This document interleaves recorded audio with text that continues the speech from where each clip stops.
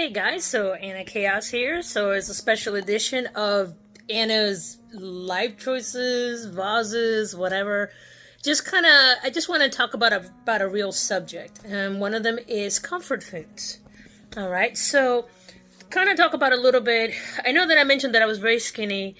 I was very heavy actually. Then I got very skinny. Then I gained weight due to life circumstances, and then I was trying to join the military reserve, so I lost a lot of weight. I could not get in over half an inch over my hip. They would not give me a what's that called, a waiver for it, which I'm okay because COVID hit right after that, and I would have been stuck in a naval ship during COVID. So I'm like, maybe God was watching after me, I don't know.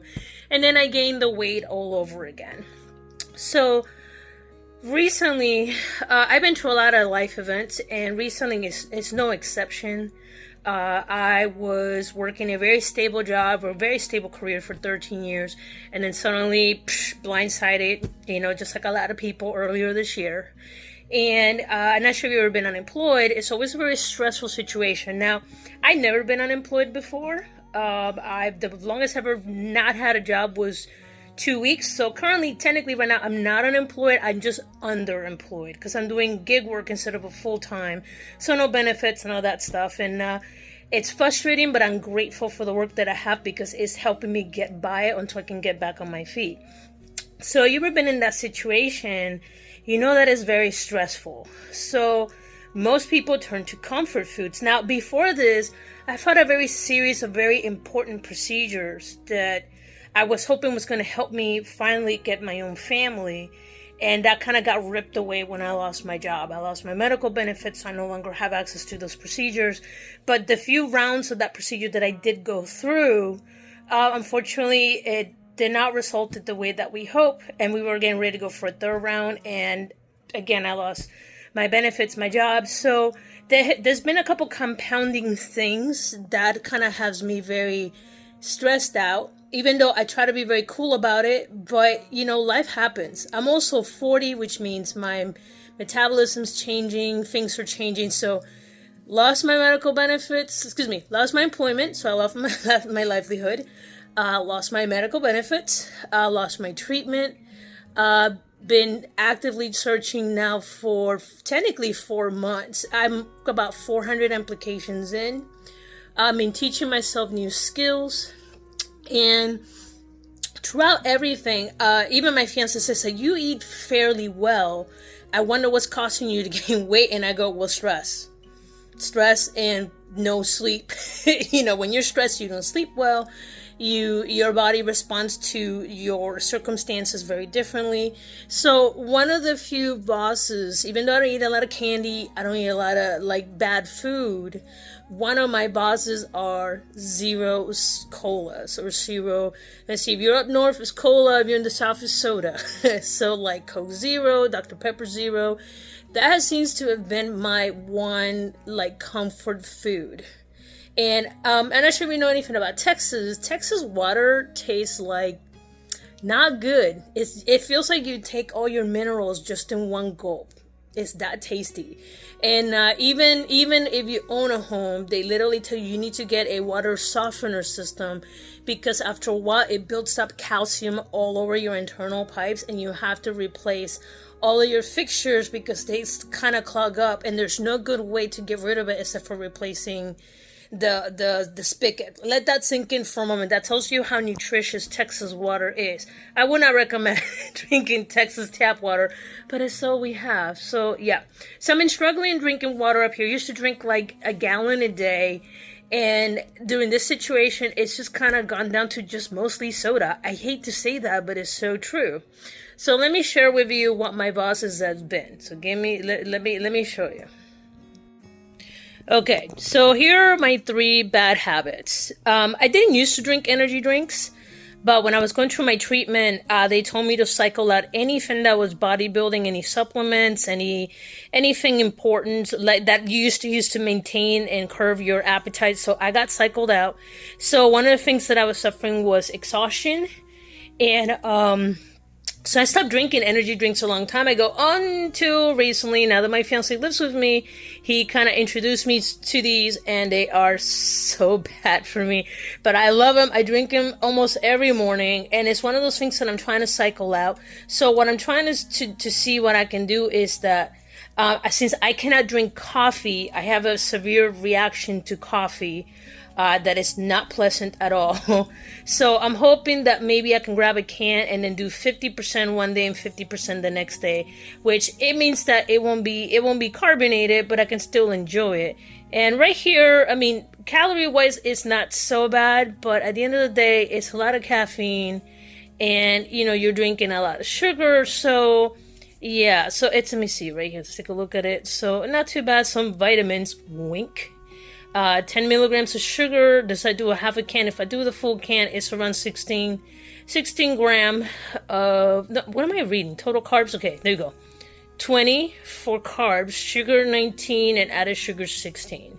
So yeah, so this kind of piles up every day at 80 calories. So I did not have one this morning. I am trying to cycle them out, but it's been very difficult. Okay, now this one, working on it. Now this is my one true sin. I love Coke Zero. Don't know why I like it so much. It's fantastic. And I'm sad to say that most of my drinking throughout the day, because I'm stressed out, just looking through a lot of job postings and then trying to freelance and maintain a home and do everything else that women got to do. This has kind of been my one comfort. And I'm not going to say that it's good for me, because we all know that diet sodas has an array of side effects, including, by the way, if you drink too much diet soda, joint pain and inflammation. And one of the things that I didn't realize, and I started reading, because diet soda and zero sodas are different. And one of the things that I was reading on is that zero sodas can cause you to gain a lot of weight. So right now, my fiance was very kind recently, and he bought me a case of Coke Zero. I told him after this case is gone, I don't want to drink anymore. Don't buy me anymore. I don't want it in the house.